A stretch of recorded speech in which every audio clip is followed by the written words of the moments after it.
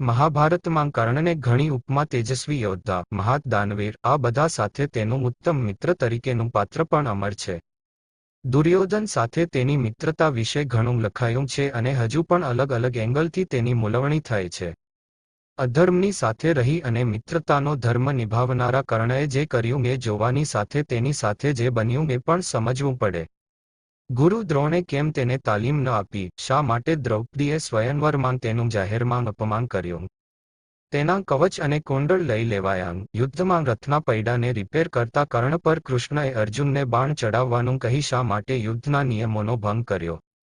સતત ઉપેક્ષા અને જાતિગત અન્યાયથી વ્યથિત કર્ણનું પાત્ર દુર્યોધન પાસે જ્યારે સ્નેહ અને સન્માન મેળવે છે ત્યારે તેને ધર્મ અધર્મ એવી કશી ખબર નહોતી એવું ન હતું, પરંતુ મિત્રતા એના માટે સર્વોપરી બની જાય છે. બધાથી ઉપર હસ્તિનાપુરમાં પારંગત થઈ કર્ણ જ્યારે બધાથી ઉત્તમ પુરવાર થાય છે ત્યારે કૃપાચાર્ય કહે છે કે અર્જુન સાથે દ્વંદ્વ યુદ્ધ કરનાર મહાબલી ક્ષત્રિય કુળમાં જન્મ્યો હોય તે જરૂરી છે. કર્ણ સારથીપુત્ર હોવાને કારણે ગેરલાયક ઠરે છે ત્યારે દુર્યોધન આગળ આવીને કહે છે, અહીં કર્ણ પોતાની સમર્થ શક્તિ દર્શાવીને પોતે ક્ષત્રિય છે એ સાબિત કરી આપ્યું છે.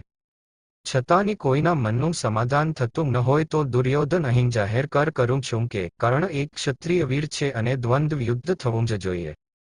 હું યુવરાજ દુર્યોધન ઘોષણા કરું છે કે હમણાં જ આ મંચ પર ઊભા રહીને સૌ સમક્ષ હું આ વીર તેજસ્વી અને પરાક્રમી કર્ણને અંગ દેશનો રાજા જાહેર કરું છું. આજ સુધી કૌરવોના આધિપત્ય નીચે રહેલો મગધદેશ નજીકનો અંગદેશ આજથી આ ક્ષણથી કર્ણનો ગણાશે. હું કર્ણને અંગરાજ તરીકે સ્થાપું છું. દુર્યોધન અને કર્ણ વચ્ચેની મૈત્રી મૂળ અહીં નંખાય છે. દુર્યોધન કર્ણને અપમાનની ગર્તામાંથી ઊંચકી લે છે અને સુતપુત્ર કર્ણમાંથી જન્મે છે અંગરાજ કર્ણ.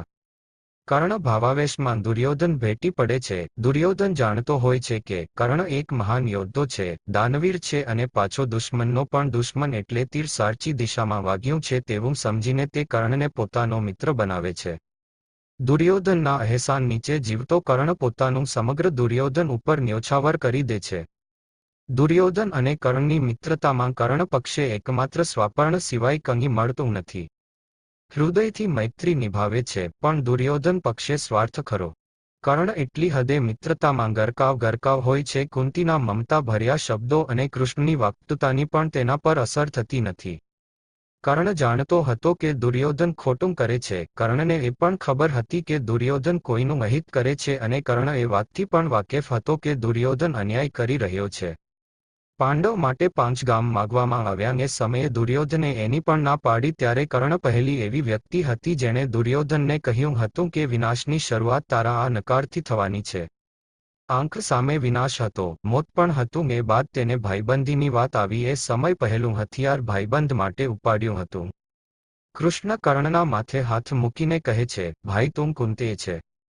તું સુતપુત્ર નથી. જેની સામે તું યુદ્ધ કરવા તૈયાર થયો છે તે તારા માડી જાયા ભાઈઓ છે.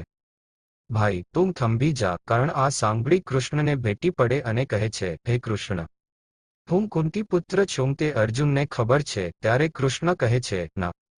કૃષ્ણ મારા પર ઉપકાર કરજો. અર્જુનને ગંધ પણ ના આવવી જોઈએ કે હું તેમનો મોટો ભાઈ છું. પણ ગોવિંદ, હું તમને વચન આપું છું કે મારા પાંચેય ભાઈઓનો વાળ પણ વાંકો નહીં થાય. એ કહે છે કે હે ગોવિંદ, દુર્યોધન જેવો છે તેવો મારો મિત્ર છે અને મિત્રને હું દગો આપું તો મારી માનું ધાવણ લાજે. કર્ણની સાચી મિત્રતાની પરીક્ષા ત્યારે થાય છે જ્યારે કર્ણ પોતાના કવચ અને કુંડળ ગુમાવી બેસે છે. પછી કર્ણ મિત્ર દુર્યોધનને ભેટતાં કહે છે કે ભાઈ, મેં કવચ અને કુંડળ ખોયા છે, ધનુર્વિદ્યા નથી ખોઈ. અહીં કુમારી અને નિઃસ્વાર્થ મૈત્રીના દર્શન થાય છે. કર્ણ જેવા યોદ્ધાએ શા માટે મિત્ર દુર્યોધનને સાચી સલાહ ન આપી એ પ્રશ્ન ઉપર હજુ ચર્ચાઓ થાય છે, પરંતુ કર્ણ સાથે જે બન્યું એમાં મૈત્રી ઉપરાંત અહેસાનનો ભાર પણ મોટો હતો. સુતપુત્ર ગણાવી તેને સતત તુચ્છકાર કરવામાં આવ્યા બાદ દુર્યોધને તેને સન્માન અપાવ્યું, સામાજિક સ્વીકૃતિ અપાવી અને તેમાં મૈત્રી નામનો સંબંધ ભળતા સત્ય, અસત્ય, નીતિ, અનીતિ બધું જ સમજતા હોવા છતાં અધર્મ સાથે રહીને કર્ણ માટે મિત્રતા જ એક ધર્મ બની ગયો.